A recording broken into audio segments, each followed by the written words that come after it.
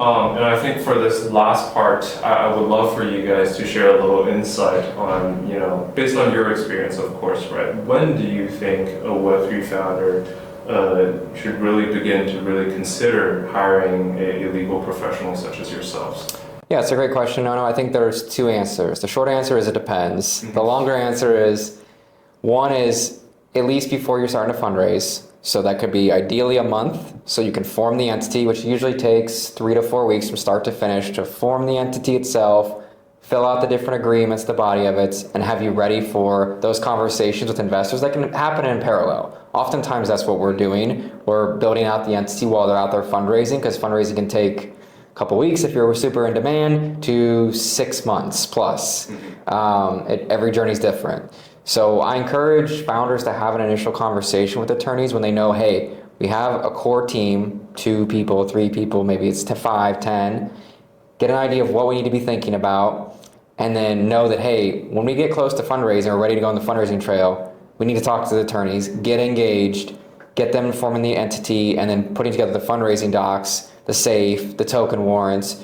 Now you can find the YC SAFE online, but there's things that we tend to customize that are just, it's not cookie cutter if you don't know what you're doing. Right. And then same for the token warrant especially, which you can't really find, I don't think, publicly as easy as the YC SAFE. So before you sign anything, definitely, before you fundraise for sure, and when you have value that you're creating with the IP, that's a good time to talk, because if it's gonna actually appreciate in value, talk to your attorneys.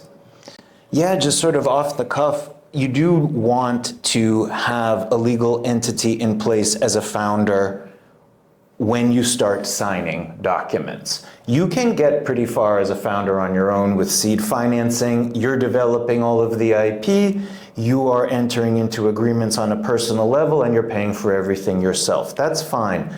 But the minute that you are taking on a legal obligation, I would recommend setting up that entity. And if you're not comfortable doing that yourself with an online platform, you should have a lawyer help you do that. Most startup lawyers in Silicon Valley will waive fees or defer them initially to get you there, with the understanding that at your seed funding raise, there would be more work to be done, and legal fees would hit in earnest at that time.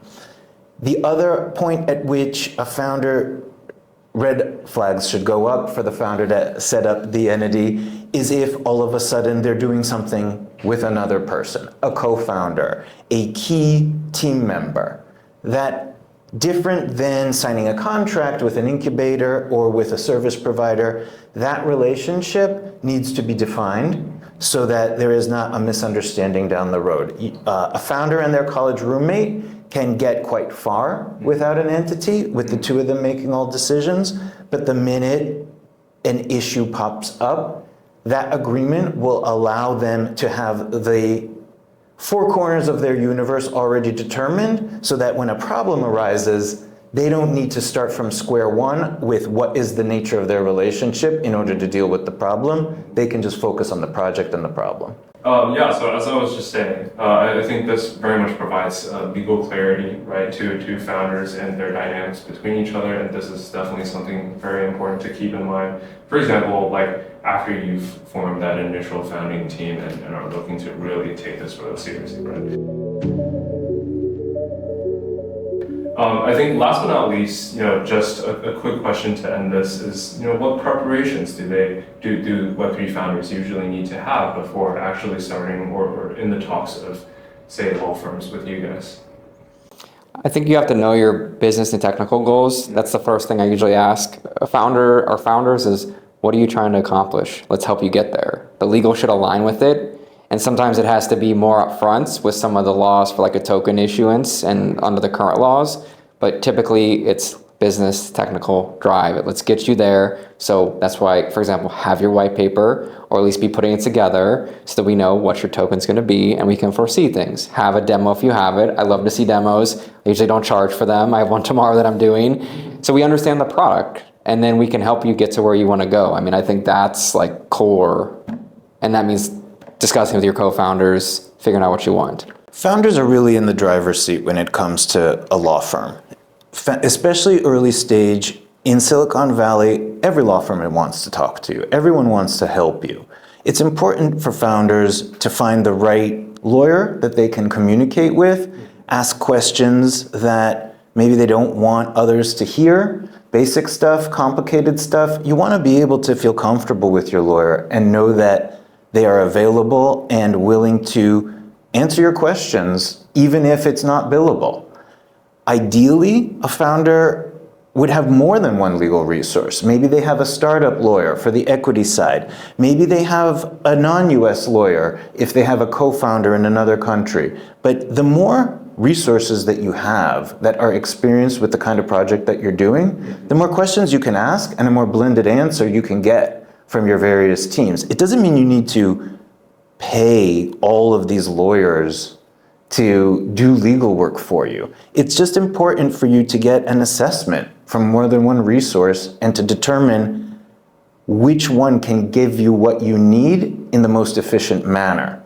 And that can be a waste of time for founders, but it also can be a path to efficiency. If a founding team finds one legal group that they're comfortable with, that's more than enough, but they should be sure that that legal group is willing to let them know when they need to bring in other experts. For example, if that legal team, unlike us, maybe that legal team can't do the lease for their office. That's an opportunity to find someone else. And that other person may also know folks in the space. Your law firm knows investors, your law firm knows service providers. You should treat them as part of your network and see who they can introduce you to.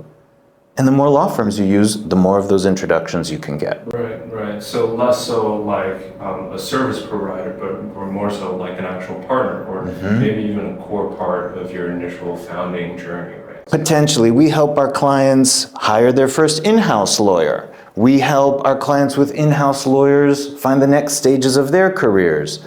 It's one piece of the larger Web3 ecosystem, and it's a small terrarium, and we all know each other. It is, especially in Web3. I mean, we help them find smart contract auditors, get listed on exchanges, meet with market makers, all the things they're going to need in their journey. So if you find a law firm that understands the ecosystem, just like they come to One Piece Labs and you guys have tons of partners, you're trying to set them up to succeed. So are we. I mean, being a former founder, it does take an army. So the more solutions we have for different problems, that's our goal, to provide that to the founders, whatever stage they're at. So I really encourage founders to ask those types of questions. Now, the one thing I see is like, can you make investor introductions?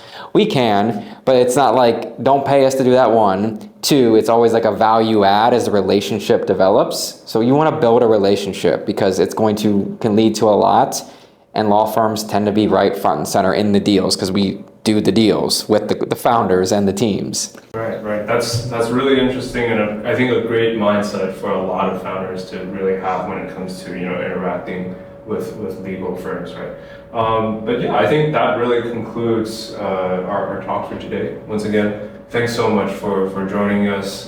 This is Alex. This is Brett. We'll love to get you guys connected with our founder ecosystem. I think a lot of our founders would really appreciate having chats with you guys, or using your services, or just making friends, right, at the end of the day. Thanks so much. Thanks for the chance to talk about this stuff. Awesome. No, I appreciate it, and would love to send some of our founders here as you launch your accelerator for this. Awesome. Yeah, have to. It's a two-way street. Awesome. All right. Thanks guys so much, and yeah. That's